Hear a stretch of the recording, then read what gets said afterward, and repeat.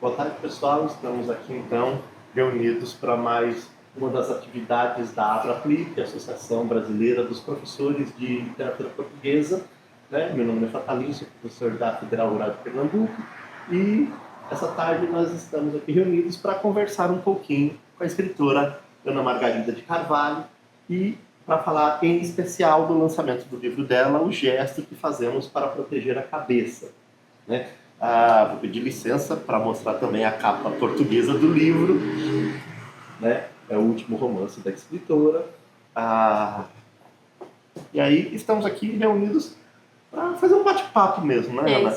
Menos que ficar discutindo teorias ou processos de escrita. Acho que seria algo mais para a gente conversar e falar um pouco sobre o seu processo de criação.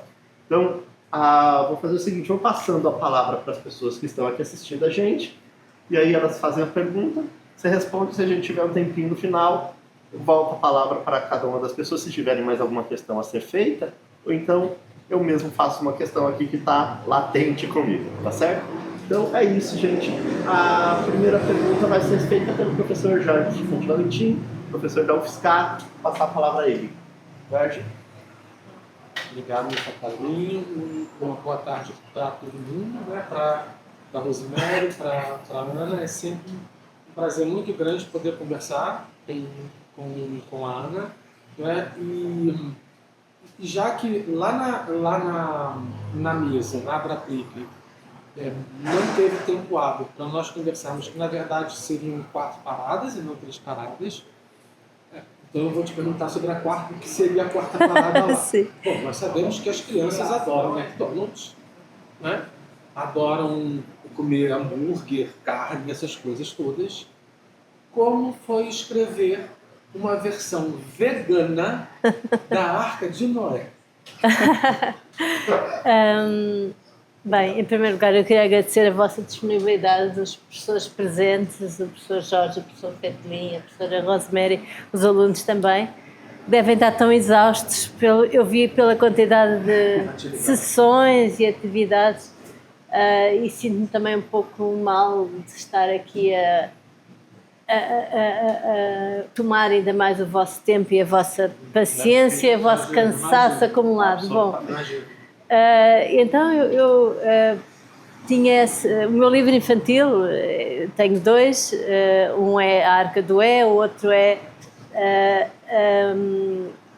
a barata que acordou transformada numa gigantesca menina, que é um oposto do Kafka, da Metamorfose.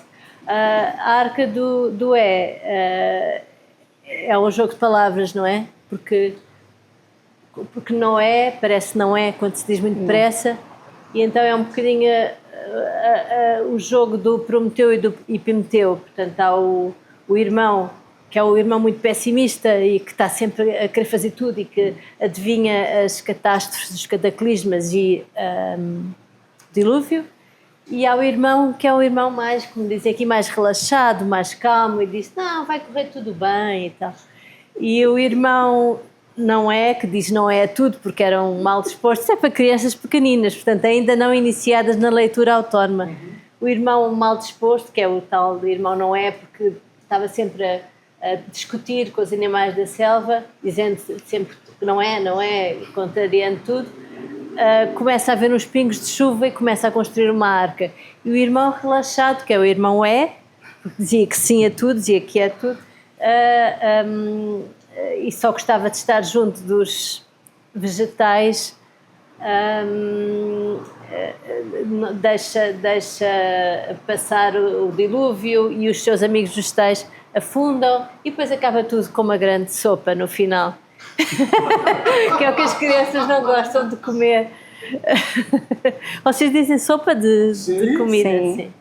Deixa eu só complementar uma coisa. Seria uma espécie de versão da cigarra e da formiga? Um pouco, sim, está bem visto. É sempre a fábula do exato. Eu falei em né? Exatamente, sim. Não tinha pensado nisso. Não tinha pensado nisso, mas é um pouco assim, como diz. Obrigado, professor Jorge. Muito pertinente a pergunta, né? porque estamos para o lançamento de um romance, mas para dizer que a Ana Margarida de Carvalho não escreve apenas um gênero, né? É prolífica em outros gêneros também. Então, como eu digo para os meus alunos, eu sou um livreiro propagandista. Além do romance, no lançamento gostaria de falar também que a Ana Margarida de Carvalho tem 2 livros de contos já publicados em Portugal. Este daqui, Cartografia de Lugares Mal Situados, né? São 10 contos de guerra. E o segundo, esse daqui, chamado Pequenos Delírios Domésticos, né? A gente já tinha comentado no congresso que uma das grandes glórias da Ana Margarida são os títulos, né? Títulos extremamente chamativos, extremamente pertinentes e extremamente interessantes. Bom, é isso. Depois do meu palpite, vou passar agora então a palavra para a professora Rosemary, professora de literatura portuguesa da Universidade Federal Rural do Rio de Janeiro. Posso só dizer uma coisinha antes? Claro. É que eu queria agradecer à livraria e dizer à livreira e ao livreiro Carol e Gabriela. Já me tinham dito o nome, mas eu sou péssima a decorar, desculpem. Que tenho todo o gosto em estar aqui e sinto-me muito em casa. Acho que esta livraria faz parte da minha família, por aquilo que me explicaram uns dias atrás, já não sei precisar, e gostava muito que em Portugal houvesse uma livraria destas, porque acho que uma livraria pode ser um grande... os livros são atos de resistência também, e isso é muito preciso nos dias de hoje. E eu, por acaso, quando estive em Miami, encontrei uma livraria que era uma livraria de livros que tinham sido censurados. E eu penso que qualquer livro censurado merece ser lido. Há algum motivo que faz merecer a sua leitura. Portanto, obrigada por existirem, por me acolherem também, e obrigada por este espaço, que eu me sinto também um pouco meu. Bom, eu preciso desse microfone? Não, né? Não preciso. Bom, primeiro dizer que eu também estou muito grata por participar dessa conversa, né? Eu fiquei, assim, muito feliz com a oportunidade de estar aqui com a Ana Margarida de Carvalho e aqui com o meu colega e com os colegas que vieram participar. Fiquei impressionada com essa livraria, que é muito aconchegante, né? Convidativa. E o que a gente conversou, né, quando pensamos em participar dessa conversa, que na verdade a nossa presença aqui é só para instigar ou contribuir para a Ana falar, porque ela é que é a atração, né? E então falamos que não iam ficar muito presos a questões muito acadêmicas. Então eu vou voltar a algo que eu já coloquei para ela e que achei que foi muito interessante, que a Ana, ela é conhecida também por uma imaginação prodigiosa, né? Uma das características da autora é uma imaginação prodigiosa. Ela consegue criar situações que a gente não espera que possam se desenvolver, se desenrolar. Ela faz a gente acreditar que é possível uma coisa que a gente sabe que não é. E eu citei falei sobre uma passagem que tem no livro dela, que se chama Do Livro Não Se Pode Morar nos Olhos de um Gato, que foi sobre a caça de uma baleia. E ela acabou dando uma resposta brilhante em relação a isso, quando eu perguntei de onde saiu aquela possibilidade de tão poucas pessoas caçarem uma baleia. Cheguei a comentar com ela depois que uma vez que eu pesquei um peixe para eu tirar ele fora da água, quase que ele me levou primeiro, e ela conseguiu fazer com que meia dúzia de pessoas conseguissem caçar uma baleia. E ela deu uma resposta extremamente interessante e também citou um outro exemplo, e que eu acho interessante se ela pudesse colocar para agora esse público que é mais não tão conhecedor da obra e que vai passar a conhecer. Obrigada, professora, por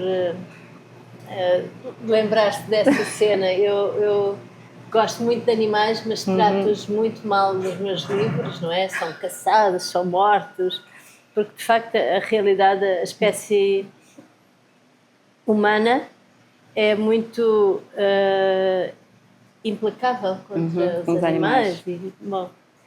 E então é uma coisa que me agride muito, e então o que me agride eu coloco nos livros. Bem, o truque é, eu sendo uma mera licenciada, eu não sou uma académica como vocês, eu não sou uma estudiosa de nada, eu sou jornalista, fui jornalista durante 25 anos e o que caracteriza o jornalismo é saber muito pouco de muita coisa, mas muito pouco. Portanto, eu não sei nada de pescarias, não sei nada de oceanografia, não sei nada de engenharia de grandes cetáceos, engenharia não, biologia de grandes cetáceos, nem pequenos, mas não, o truque é um pouco criar uma verosimilhança, ou seja, vocês acreditaram que aquilo podia ser verdade? Esse é o truque, é fazer o leitor acreditar que aquela situação poderia acontecer. Se calhar podia, não é? Não sei. Os homens fazem coisas, quando, em caso de muita extrema necessidade, conseguem fazer coisas muito incríveis e quase impossíveis. E mesmo assim eu arrisco muito, não é? Cometendo erros, porque me meto em caminhos que não são os meus. E outro erro que a professora falava era um erro de botânica, em que eu, para dar a sensação de passagem do tempo, neste livro, o gesto que fazemos para proteger a cabeça, eu coloquei uma história em que uma personagem grava numa árvore um coraçãozinho com os nomes, como se costuma fazer desde tempos imemoriais, não é? E depois, quando ele volta ao mesmo sítio, à mesma árvore, quando passa pela mesma árvore, ele encontra a sua inscrição muito alta. E claro que está errado, porque as árvores crescem por dentro e vão crescendo, o seu tronco vai crescendo na horizontal, né? Vai engrossando. Depois crescem ramos, claro, mas a inscrição, passado, imagina 10 anos, estaria mais ou menos na mesma localização, não subiria. E o que eu pensei, eu disse, mas eu gosto mais do meu erro, eu gosto mais de que pudesse haver essa ideia de que se pudesse calcular o tempo imaginando uma declaração de amor subindo pela árvore acima. Então, nas edições seguintes não emendei nada. Aliás, nunca emendei. Claro. Não é, este foi o que eu me lembrei naquele dia em que falámos, foi o que eu me lembrei, mas já tenho encontrado alguns erros, alguns assumidos, porque eu gosto do erro, eu gosto do caos, eu gosto do sobressalto. O caos, como dizia José Saramago, é uma ordem por decifrar, não é? É uma frase que é muito um lema meu, de a ordem está toda feita, o caos ainda está incompleto, ainda podemos acrescentar partes e coisas. E é isso, professora. Não, está perfeito. E eu acho melhor ainda que não corrijo o que eu não interpreto como erro, né? Interpreto como resultado dessa imaginação prodigiosa que eu comentei e que não sou eu apenas, né? Quem escreve sobre Ana Margarida de Carvalho normalmente destaca essa característica da autora, né? Obrigada. Muito obrigada. Obrigado, Ana. É muito bom ouvir você falar sobre o Saramago, que isso já dá um pezinho para a próxima pergunta, inclusive de um livro que é justamente que eu trabalhei no mestrado, que é O Homem Duplicado, né? E aí, já emendando então nisso, gostaria de fazer uma pergunta. Nós estamos passando por um momento aqui no Brasil, né, não sei se exatamente igual em Portugal, é uma questão da diminuição do número de leitores. Sim. Né? Antigamente dizia-se, lê-se pouco no Brasil. Na verdade, lia-se. Não se lia alta literatura, mas lia-se. E hoje, ela está, mesmo aquilo que não é considerado alta literatura, está sendo deixado um tanto quanto de lado. Né? Isso reflete-se, por exemplo, no mercado livreiro, né? As livrarias que estão fechando, as editoras que têm sido diminuídas. Então, na verdade, a gente tem diversos nomes de editoras, mas elas todas pertencem a um mesmo grupo, né? Então, isso é um grande problema.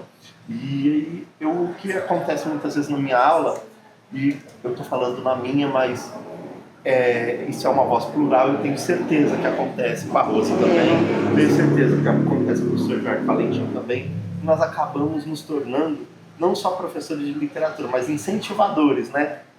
Olha, esse livro é bom, leia, por que é bom, por que tem que ler, por que tem que comprar, por que tem que ter na sua estante, né? Então nós acabamos nos tornando um tanto quanto divulgadores. E aí, dentro dessa divulgação, a gente acaba circulando por essas diversas estantes. E era isso que eu queria saber de você. Qual é a sua estante de leitura, né? Não precisa falar de todos, mas gostaria de saber um pouquinho dos brasileiros, se existe alguns brasileiros que estão na sua estante, dos portugueses também, e além desses dois territórios, se existem outros. Certo. Em relação à primeira parte da sua pergunta, eu acho que em Portugal estamos passando um pouco pelo mesmo. Eu penso que é universal. Acho que, de facto, a leitura... Há uma frase do Eco que é muito interessante, que é: a leitura é uma máquina preguiçosa que precisa do leitor para a fazer funcionar. Portanto, as pessoas que leem ou veem coisas no celular, não é? Que é tudo... o grau de satisfação tem que ser muito imediato. A leitura exige um esforço, não é? E quanto mais o livro é exigente, quanto mais literário é, quanto mais usa a conotação, quanto mais usa a intertextualidade, quanto mais usa a não linearidade, é complexo a leitura, e as pessoas procuram a facilidade, procuram o facilitismo. E eu sou uma pessoa um pouco antiga no que toca à literatura. Eu estou sempre a procurar coisas para trás e estou sempre a descobrir coisas novas. É engraçado. Não tenho todo o respeito pelos meus colegas da atualidade, e alguns gosto muito, outros não me identifico de todo, mas isso é normal. Mas vou sempre descobrindo coisas. Por exemplo, eu gosto muito dos autores russos do século XIX. Adoro. Estou sempre... E os russos, o que tinham de interessante... ainda se apanha coisas interessantes, mas o que eles tinham de interessante é que tinham uma escala muito alta de bons autores, mas a escala intermédia também são ótimos. Não só o Tolstói, Dostoiévski, Chekhov e o Gogol, os autores intermédios também são excelentes. Então consegue-se às vezes encontrar, a maior parte das vezes, em alfarrabistas. Sabe o que é alfarrabista? Sim. A gente chama sebo. Sebo, a gente consegue encontrar uns autores bem interessantes. Portanto, eu sou uma escritora um pouco para trás. Parece que estou sempre descobrindo coisas lá para trás, até porque faço muitas das minhas compras também em alfarrabistas, edições antigas. Eu há bocadinho falaram dos livros que poderiam estar na minha estante. Foram ambos. Foi a professora agora, mas em off a professora também tinha aludido a isso. Diretamente. Eu, por exemplo, neste livro, O Gesto que Fazemos para Proteger a Cabeça, eu falei de 3 livros que me ajudaram a compreender coisas. Um chama-se Ada Sor, da Ellen MacDonald, que eu penso que ela é escocesa, mas que estou a tirar pelo nome, que já não me lembro. Nos Mares do Fim do Mundo, que é de Bernardo Santariano, que é um autor português. E depois lá está e este Bernardo Santariano era um dramaturgo, mas escreveu um diário muito importante sobre esta odisseia louca que os portugueses viveram durante décadas, que era ir em navios até aos mares do norte buscar bacalhau, que é o nosso prato, para o secar e trazer seco. E aquilo eram condições terríveis. Para terem uma ideia, a viagem era longa, o regresso também era longo, os pescadores ficavam embarcados durante muito tempo, tinham aquele ódio ao mar, porque era um mar gelado, e eles saíam para pescar à linha do navio, ficavam, às vezes, ou se afogavam porque enchiam demasiado os pequenos barcos, que se chamam dórios, não é? Aqueles pequenos barcos, ou porque se gelavam, porque não tinham fatos adequados, mas depois, se calhar, na próxima comissão, os que sobreviviam voltavam outra vez, porque eram muito pobres, e Portugal é um grande consumidor do peixe que nós não temos. Isto é uma das coisas mais absurdas, que é difícil explicar. E que é difícil de conseguir também. Porquê é que nós vamos, em vez de termos tanto mar, tanto peixe ali, porquê é que nós vamos aos mares do sul? Porque eram peixes aos mares do norte. Desculpe, eu disse do sul? Sim, mas... Nós vamos aos mares do norte buscar um peixe tão difícil ali nos sítios congelados. E pronto, e isto para dizer porque é que eu percebi este fascínio e esta repulsa que os homens sentem pelo mar. E depois, mais uma vez, o terceiro livro, que se chama Taras Bulba, o Cossaco do Nicolau Gogol, que me ensinou também este fascínio e esta repulsa que os homens sentem pela guerra, porque isto é um livro sobre a guerra. Portanto, foram 3 livros que me ajudaram a compreender esta dicotomia repulsa-fascínio.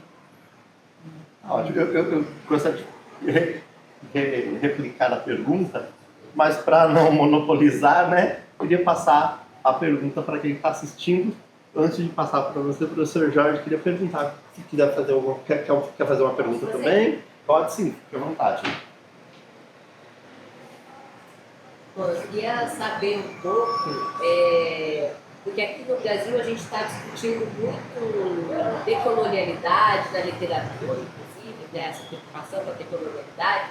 Eu queria saber como isso rebate lá em Portugal, como que a literatura lá em Portugal está lidando com essa demanda de discussões sobre decolonialidade, pós-colonialidade, tanto de ex-países colonizados na África quanto aqui no Brasil. Como que vocês recebem isso? Como que vocês digerem isso pela literatura? Uhum. Obrigada pela pergunta. Eu cometi... Há várias abordagens que têm sido feitas. Eu cometi a mais arriscada e um pouco provocatória, porque eu escrevi um livro sobre o Brasil e sobre o tráfico negreiro que os portugueses fizeram, que foi o triplo do Holocausto, de pessoas mortas, deslocadas, torturadas, portanto, sobre a escravidão. Escravatura ou escravidão, não sei como dizem aqui, as duas. Escravidão. E então eu cometi essa imprudência de, não estando no lugar de fala de descendentes de escravos, sentir que talvez pudesse perceber, através do que li, através do que sei, o que foi a vida ou a não vida daquelas pessoas. Eu não sei se não estou muito a par de como é que está. Por acaso a professora estava falando nisso e ela estávamos falando sobre isso um pouco antes da entrevista. Não sei bem em que estado é que está academicamente a questão. Sei que há muitas pessoas que escrevem sobre o regresso das colónias. Nós fomos um país colonizador até muito tarde. Eu penso que fomos o último a descolonizar. 74. É muito, muito recente. E muitas pessoas até achavam que iriam reverter, iriam conquistar terras tão longínquas em África que não tinham nada a ver com proximidade geográfica, até era um absurdo. Muitas pessoas falam da sua experiência do regresso, do retorno. Eu de facto muitas vezes, e não quero ofender ninguém, mas muitas vezes quando me dizem vocês portugueses, colonizadores, eu digo, eu não, eu estou lá, eu não vinha nas caravelas. Portanto, mas é uma brincadeira, obviamente, mas de certa maneira é assim. Acho que não sei bem o que é que se pode fazer em relação a isso, como é que nós nos podemos sentir bem. Na literatura isso é digerido, assim? Você acha que tem essa preocupação? Eu acho que na literatura o meu livro não foi digerido, porque eu já contei há dos porque professores... Porque aqui no Brasil me parece que é uma coisa meio que a gente está lidando com trauma ainda, né? Claro que sim. Coisa de ficar falando sobre trauma colonial, ainda fica, né? Sim. Eu posso dizer que não foi bem digerido o meu livro lá no Brasil, porque lá em Portugal, estou com jet lag, já não devia estar lá em Portugal, porque o meu livro demorou 1 ano para ser publicado. A editora achou que não sei o que é que achou, não me vou pôr na cabeça dela, mas durante 1 ano o livro foi considerado não publicável. E eu fiz de morta, vocês sabem, como aqueles lagartos, assim, e esperei que acontecesse alguma coisa. Aconteceu, acabou por ser publicado, mas percebi que era um tema muito incómodo, que os portugueses não gostam de falar nisso, que até acham que trouxeram alguma coisa de civilização aos povos africanos, quando depois... bem, o que aconteceu a seguir não foi bom, porque houve muitas guerras civis. O que aconteceu antes foi terrível e foram muitos séculos de... muitos séculos de colonização. Eu diria 400 anos de colonização. E as marcas que nós lá deixámos não foram boas, porque tivemos 13 anos de guerra colonial, 13 anos de 2 gerações ou mais de pessoas a morrer por uma terra que não era a nossa, por uma guerra que não era justa, e matando aqueles que os portugueses consideravam os terroristas. Eles chamavam de terrorista a quem defendia a liberdade da sua terra. Portanto, é uma situação complicada. Há pessoas... Eu nunca me atrevi a falar sobre a guerra colonial, porque há pessoas que ainda... velhinhos, mas pessoas que ainda estão vivas. Mas há autores que falam, o Lobo Antunes é um autor que fala muito sobre a guerra colonial de uma forma muito violenta, muito crua, muito dura. E pronto, eu não tenho, mais uma vez... não tive sequer a coragem de falar numa coisa tão recente. Se calhar foi um pouco de cobardia literária, e também porque há autores que são gigantes, que já falaram sobre isso, sobre o período colonial e a guerra, mais a guerra. Mas posso lhe dizer uma coisa também um pouco terrível. Eu fui jornalista durante 25 anos e houve uma reportagem que me custou muito fazer. O meu diretor mandou que eu fizesse, que era vir aqui para o Brasil, descobrir os portugueses que estavam vindo e comprando fazendas, tendo muitos criados e tentando replicar cá. Foi mais ou menos no litoral, desde o Ceará, um bocadinho do Sertão, Bahia, até ao Rio de Janeiro, tentando replicar cá a vida colonialista que tinham noutros tempos, ou seja, tendo fazendas, tendo muitos criados, tendo pessoas submissas a servir esses tais portugueses. Depois penso que não correu muito bem, porque desapareceu um pouco essa linha de chegada de portugueses que vinham cá, porque entretanto Fortaleza, Ceará já não também, enfim, já não é o que era e o que eles julgavam que podiam encontrar lá, e portanto... Mas gostou-me, porque eu tinha que conviver com essas pessoas, percebia exatamente o que eles vinham cá buscar, que era uma como é que se diz, era uma recuperação de tempos antigos, eles queriam reviver aquela ideia e cultura exata de prepotência, e não foi fácil para mim, mas enfim, é triste. Obrigado. Eu ia falar alguma coisa... Sim, perdão, porque perdão. não sabe mais sobre isso, sim, claro. Não sei se eu posso também fazer uma colocação a esse respeito, que talvez venha um pouco ao encontro do que ela, né, procura saber. Temos tido muita dificuldade, nós professores, sim, em manter o espaço da literatura portuguesa no Brasil. Algumas universidades chegam a ter movimentos que rejeitam estudar a literatura do colonizador. Então, é um trabalho difícil para a gente fazer-nos entender que a gente não pode misturar as situações, né? Que é preciso entender e para entender você tem que conhecer. Então, por exemplo, você não pode ter um aluno de letras que não tenha conhecimento de uma literatura tão potente como é a literatura portuguesa, né? Basta lembrar que o único Nobel que nós temos em língua portuguesa é um autor português, né? E que você também, para desconstruir discursos, você precisa saber de que discurso você está falando, né?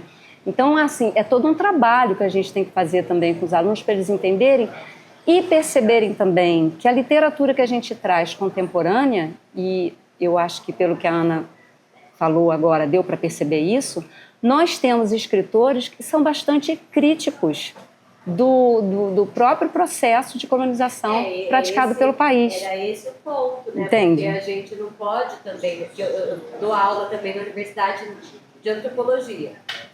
E aí, nessa ânsia dessa discussão sobre decolonialidade, né, aquela lógica pós-colonial, muitas vezes se quer jogar a água da bacia com o bebê junto.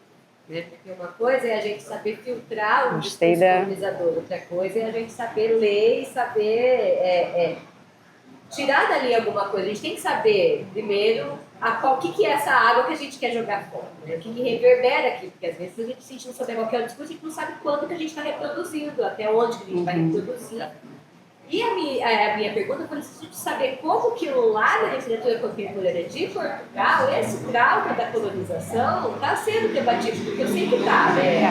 Na literatura contemporânea não é possível, né, que na contemporaneidade lá em Portugal as pessoas não estejam elaborando isso nas suas histórias, porque o trauma colonial foi muito duro. Muito. Com o Brasil, com os países africanos, mas também foi muito pesado em Portugal.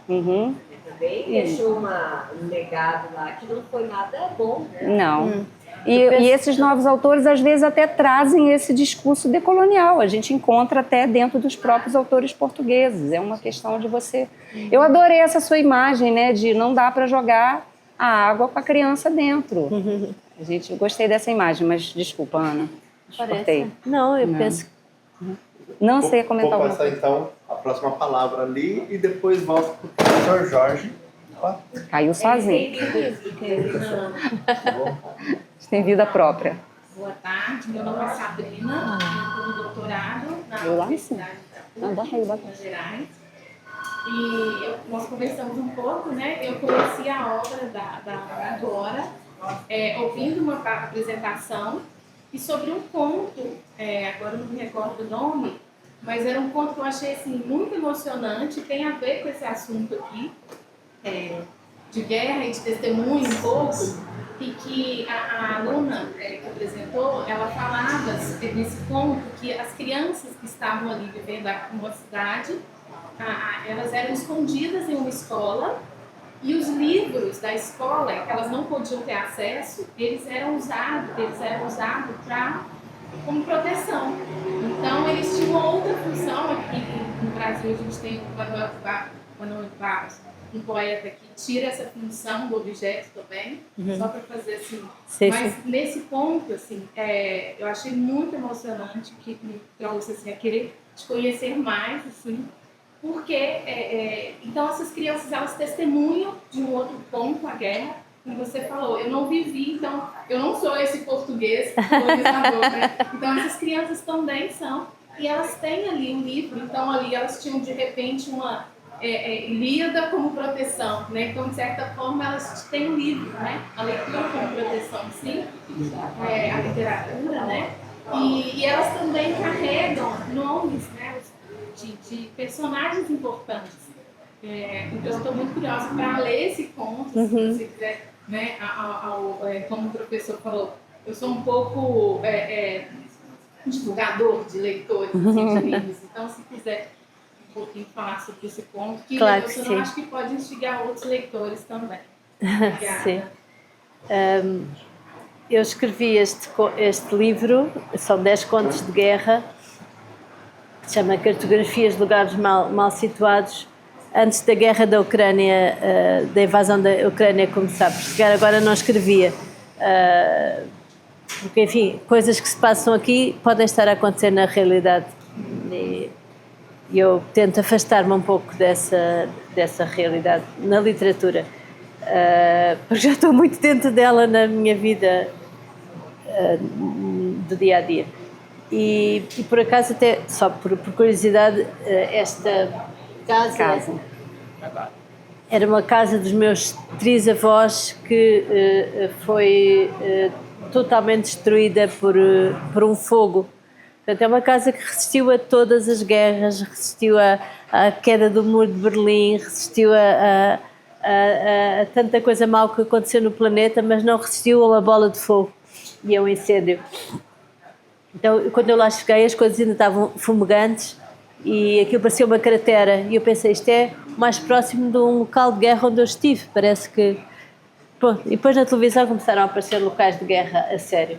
Mas enfim, isto só para dizer que esse conto é um conto sobre uma guerra imaginária em que as crianças e os adultos estão todos refugiados numa grande biblioteca e chama-se Lepisma sacarina.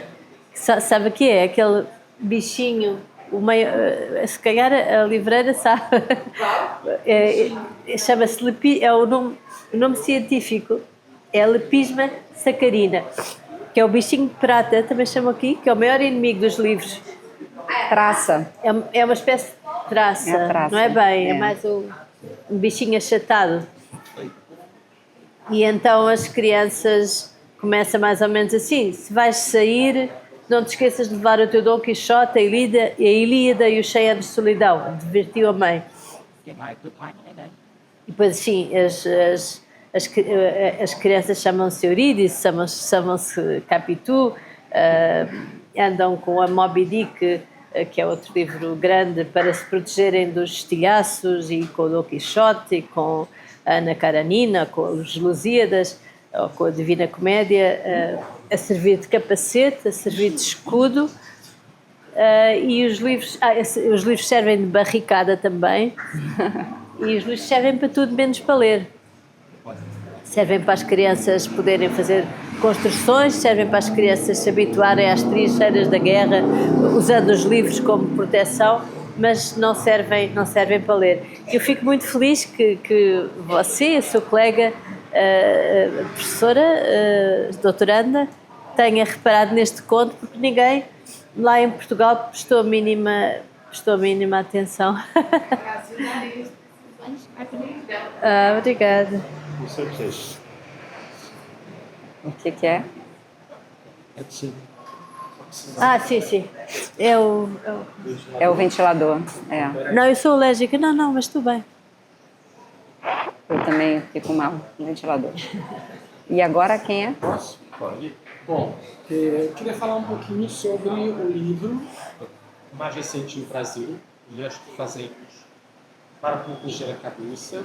E, como a Ana disse lá no encontro na faculdade, que é um livro em que a marca do caos está aí dentro, sobretudo na estrutura, mas como nós havíamos conversado, a minha sensação não era de caos, mas era de vertigem.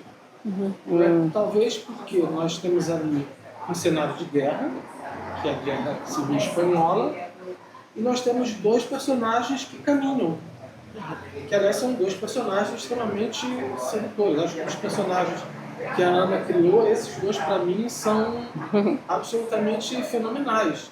São o Simão e o Constantino, né?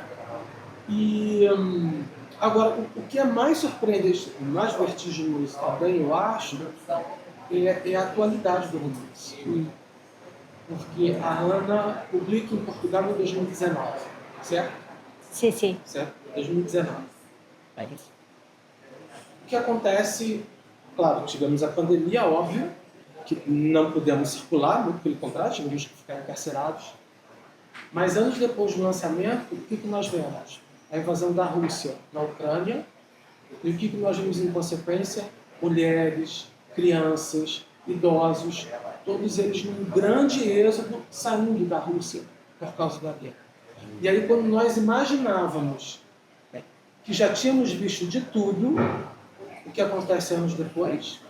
O Hamas ataca uma festa em Israel, Israel responde assim, de uma forma não pontual, mas generalizada, né? E, como ela colocou bem, com mortes de crianças assim, expostas publicamente. Mas não só, não é? Jornalistas, médicos, pessoas da área da saúde, não é? Mas o que mais afeta são as crianças. E todo aquele êxodo de gente, né? Tentando fugir da guerra. E foi interessante porque houve um documentário da Globo News sobre a guerra de Israel e, enfim, vamos colocar só sobre a peneira, porque o que está acontecendo realmente é um genocídio. Sim, sobretudo de crianças. Né, que não tem já nada, foi declarado. são as que mais sofrem, né? Porque são as mais vulneráveis, enfim. Agora, nesse documentário, haviam 2 irmãos. O primeiro ia num ritmo muito seguro na frente. E o outro ia com um graveto, parando e fuçando as coisas na terra e olhando e pegando alguma coisa. Quando eu vi aqueles 2 personagens, eu me lembrei automaticamente da viagem de Simão e Constantino. Como é que um texto escrito muito anos antes, gente, não tinha a menor noção do que ia acontecer. Mas apesar de toda essa vertigem e do não otimismo, a Ana acredita que a literatura tem essa capacidade de sensibilizar o outro para aquilo que está acontecendo de forma assim, para a contrariedade que o outro vive. Eu acho que quem tem capacidade para mudar o mundo é o homem. São as grandes revoluções e as grandes mudanças sociais e humanas. Isso o livro não tem capacidade de fazer, não é? Essas grandes transformações, não, é isso. Mas também o livro não tem culpa de nada, o livro é inimputável nesse campo. Agora, o livro é sempre um exercício de alteridade, conseguir colocar-nos na pele do outro, é sempre um exercício de liberdade de expressão, ao menos essa, e é sempre... E eu acho que é sempre um ato de resistência, porque nós estamos a comunicar, ao ler, se calhar não tanto ao escrever, mas ao ler, estamos a comunicar com mortos, com pessoas que já passaram por situações extremas, estamos a colocar-nos nos pés delas. Pronto, Gaza é uma coisa que me agonia, quer dizer, como é que nunca pensei ser contemporânea de uma chacina dessas, nunca pensei. Eu disse que era pessimista, sou de facto pessimista na razão, mas sou otimista na vontade. Ou seja, não, apesar de tudo, nunca pensei que houvesse um recuo tão grande civilizacional e humanístico, porque nós agora devíamos estar preocupados com o quê? Com o clima, com as questões de será que é legítimo manter animais presos, será que é legítimo comer animais desta forma, será que é legítimo a poluição que nós estamos a fazer, será que é legítimo estarmos a destruir o planeta e de repente regredimos, esses assuntos tornaram-se todos subterrâneos, toda a gente deixou de falar e começámos a ter outra vez crianças a serem mortas de uma forma brutal, as pessoas numa fila para a comida a serem mortas por drones, pessoas que as tomam como alvos localizados, quer dizer, como se as crianças não fossem, aquelas crianças fossem menos humanas. O que é isto? Onde é que nós já vimos isto? Já vimos, não é? Porque já tivemos o Holocausto e já sabemos, mas há uma repetição de uma forma tão quase irónica, como é que os mesmos que passaram por coisas tão terríveis, não é? Que eram considerados não humanos, fazem o mesmo e também dizem, mas era um bebê israelita, palestiniano, não faz falta. Não sei o que é que vai na cabeça dessas pessoas, Não são todos os israelitas, estamos a falar de uma facção que é controlada por uma extrema-direita sanguinária. Lá em Israel há pessoas que estão perfeitamente indignadas porque o Netanyahu está mais interessado em dizimar Gaza do que apanhar os pobres dos reféns que estão lá já há tanto tempo, sabe-se lá em que condições. Portanto, o Hamas é um grupo terrorista, mas não se pode dizer que um bebê e um bebê numa incubadora seja um terrorista, não cabe na cabeça de ninguém. Isto foi tão um transtorno emocional tão grande para mim, assistir a isto, à invasão da Ucrânia, assim, a Gaza, que o meu próximo romance era outra vez sobre a guerra. O meu tema, no fundo, é um pouco como é que as pessoas continuam a ser humanas numa situação mais desumana possível. Onde é que fica a humanidade? E era sobre as mulheres que acompanhavam as tropas na guerra. Quem eram essas mulheres que acompanhavam as tropas? Sei que elas existiam, mas pronto, eu ia mais uma vez fazer esse exercício um pouco atrevido de fingir que havia mulheres, acho que chegou a acontecer, que acompanhavam as tropas e que lhes faziam curativos e comidas e tal. E acabei por não escrever nada sobre a guerra porque sinto às vezes que o escritor se deve elevar um pouco, deixar a poeira passar, que é aquilo que nós vemos todos os dias no telejornal, e depois quando já conseguimos voltar a pôr os pés na terra, assim, aí voltar a escrever sobre coisas terríveis, também é um tema meu, que é coisas terríveis. A Ana falou de uma coisa que é um sentimento que eu tenho também, né? Que eu nunca esperava ser contemporânea do que a gente está vendo. Porque se já aconteceu algo semelhante, não era algo de que se tivesse conhecimento no momento em que estava acontecendo e nessa proporção. Hoje, todos os líderes de qualquer país do mundo estão vendo o que está acontecendo, né? Inclusive tem há uma crise de humanidade muito, muito grande. E isso é que é importante também dizer-se, quer dizer, o livro não serve para nada, o livro não para as guerras, o livro de facto não protege, a não ser no meu conto, não protege as balas, mas esta questão entre a civilização e o humanismo e a selvageria, há uma tirinha de gelo muito frágil, portanto não se pode caminhar em cima assim, porque depois para reconstruir essa haste, essa fina haste que foi quebrada, essa crostazinha, são muitos anos. Então nós estamos com esta perspectiva de muitos anos de atraso. Estamos a recuar. Eu concordo. A gente está voltando atrás.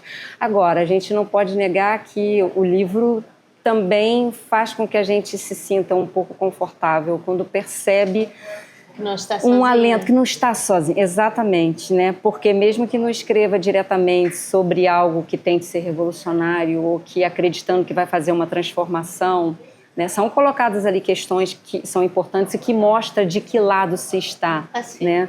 Quando num livro você coloca aquele grupo de pessoas que é obrigado a conviver, querem se matar, mas se matarem vão morrer mais depressa, porque precisam uns dos outros, e coloca dentro de um microcosmo tantos preconceitos tendo que ser administrados de gênero, raciais.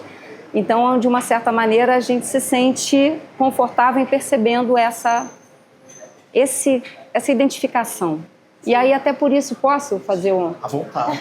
Até por isso, né, porque a gente tem esses encontros nos livros e que às vezes eles nos marcam em determinados momentos da vida, eu fico me perguntando assim, se houve algum momento da sua vida em que um livro tivesse acompanhado ou marcado, mesmo que não fosse o livro que você gostasse mais ou que preferisse, mas assim, um momento da sua vida que um livro pudesse estar relacionado a ele? Existe isso? Sim. Faltando só um bocadinho atrás, e já vou em direção à pergunta, há aquela frase muito famosa do William Faulkner, né, que ele diz: o livro não serve para nada, algo assim, mas é como abrir um fósforo no meio de um campo à noite, no escuro. Dá para perceber a escuridão envolvente. É um pouco isso. E também há o Alberto Helder, que é um poeta muito grande português, que diz que a lâmpada acesa dá para perceber que a lâmpada está acesa. Bom, enfim, se calhar não é pouco, se calhar não é tão pouco quanto isso. Eu lembrei também, é que eu não estou lembrando a autora do poema Teorema, não sei se é a Sofia, alguém me ajuda, que tem um momento que diz assim: e as crianças, Senhor, porque lhes dais tanta dor, porque padecem assim. Nós sabemos todos esse poema de cor, eu não vou dizer para não amassar, mas é espetacular. Batem levemente como queixando de mim. É quem é mesmo o autor? É o Teorema. Bom, mas não importa, esse trechinho foi aquele que, em função do que se falou desse genocídio em Gaza, que envolve principalmente as crianças, logo me ocorreu esse poema, né? Que faz a gente perceber que não está sozinho nessa indignação. Será gente não é certamente, que a chuva não bate assim. É talvez a ventania, mas há pouquinho nem uma agulha bolia na quieta melancolia dos pinheiros do caminho. Vai lembrar tudo. Todos sabemos. Agora não lembro do nome. Que parvoíce. Bom, mas sim, eu penso que a professora estava a referir há bocadinho caiu da estante um livro, eu penso que era do Jack London. E o Jack London foi assim a minha grande transição da literatura infantil para a literatura mais adulta. E eu fiquei fascinada por aqueles mundos agressivos dos homens no oeste a lutar contra os lobos, a lutar contra eles próprios, a tentar descobrir ouro, a tentar guardar batatas, que era a fonte lá no Alasca, que era a fonte de vitamina C que eles tinham. E foi um ambiente que me fascinou sempre muito. Mas um livro mais relacionado com a minha vida pessoal, porque eu nunca estive no Alasca, nunca combati com lobos, nunca andei a procurar ouro. Com algum momento, não necessariamente com a vida como um todo, mas com algum momento. Eu estava a ter o meu segundo filho, estava a ler a Prima Bete, do Balzac, que nós também temos a Primo Basílio, que é um pouco... eles faziam muito assim, não é? Havia o Crime do Padre Mar e depois nos realistas do século XIX e então comecei a sentir as contrações enquanto estava a ler o livro. Fui para a maternidade e apareceu uma enfermeira que disse: isto aqui só nem daqui a uma semana.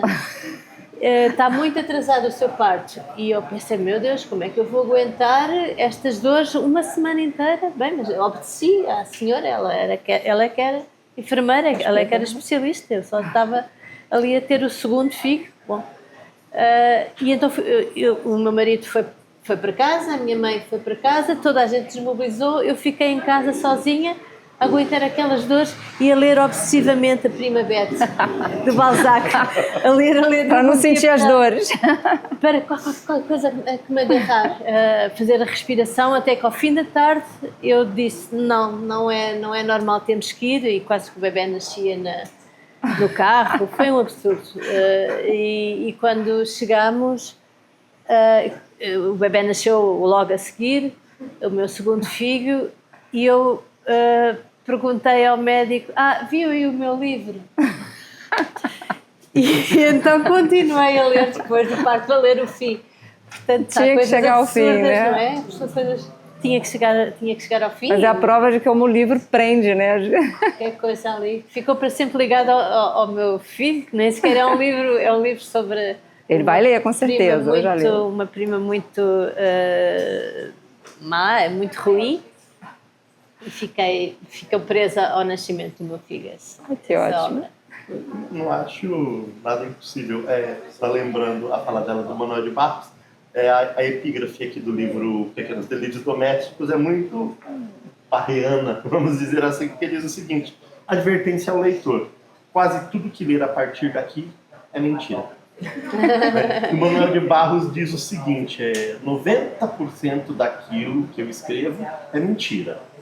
Os outros 10% é invenção. Então, eu estava com tanta esperança que o Manuel de Barros fosse o próximo Nobel, porque eu adoro o Manuel de Barros. Infelizmente, já pois, agora já não, mas estava com esperança. Mas seria um grande nome. Só para amarrar a fala de vocês, não vou passar mais a palavra, desculpem, porque o horário já vai avançado, mas só para comentar junto ali com o professor Jorge, como é engraçado isso, mas com você também, porque cada qual vai tirando a sua personagem favorita, né? E quando o senhor fala do Cosmo e tal, eu tenho uma personagem que me fica dos livros dos vossos livros, que é o Saad, né? Sim. É uma personagem que, gente, eu sonho com ela quando eu tô em conflito, né? E aí a coisa do caminhar, e a grande marca do Saad é que ele sempre caminha no mesmo lugar, porque ele nunca sai de dentro daquele espaço, né? É um sujeito preso na memória, preso no silêncio, preso na língua e preso no espaço, né? Eu não vou contar a história toda do conto, porque eu acho que precisa ser lido, mas só para que saibam, o conto foi lançado com outro nome num outro volume, né? Que era um volume coletivo. Talvez. Depois né? pensei num título melhor, não sei. Isso, e quando ele veio pro livro aqui, ele passou a se chamar Do Inferno Ninguém Regressa. Sim. Né? E o livro conta da história de um sujeito que sai fugido da guerra, e ele é resgatado por um grupo de pessoas, e ele está agarrado a um álbum de fotografias. E aí ele é resgatado e ele fica gritando, Saad, Saad, Saad. E as pessoas pensam que esse é o nome dele, então ele acaba sendo chamado de Senhor Saad. E aí eu não vou contar o resto do conto, porque senão eu estrago, mas é de uma delicadeza assim maravilhosa. O que me parece, Ana, que seus personagens são personagens que vivem todos dentro dessa... Vou usar o termo vertigem, professor, né? Sim, eu gosto muito desse termo. Dessa vertigem. Mesmo a santa, né? Do não se pode morar nos olhos de um gato. É uma santa vertiginosa, porque é uma santa que não abençoa, ela xinga, né? Ela amaldiçoa, né? Então é vertiginosa nesse sentido. Me lembra muito o Magnolia, o filme. Né? Que eu acho que eu adoro que não conhece, mas me lembra muito. Sim. E aí tem escrito sobre esse livro, tem comparado com o filme, me parece muito isso. Mas, para encerrar, vou fazer uma perguntinha simples. A gente estava conversando sobre a questão da leitura. Né? Você diz, olha, as pessoas leem menos e leem cada vez coisas mais fáceis. E aí a gente se depara com a sua narrativa. É uma narrativa que eu não vou chamar de caótica, porque eu sei que existe uma organização. Vertiginosa. Mas que são vozes que cortam, não são vozes que cortam vozes, são sintaxes enfiadas uma no meio da outra.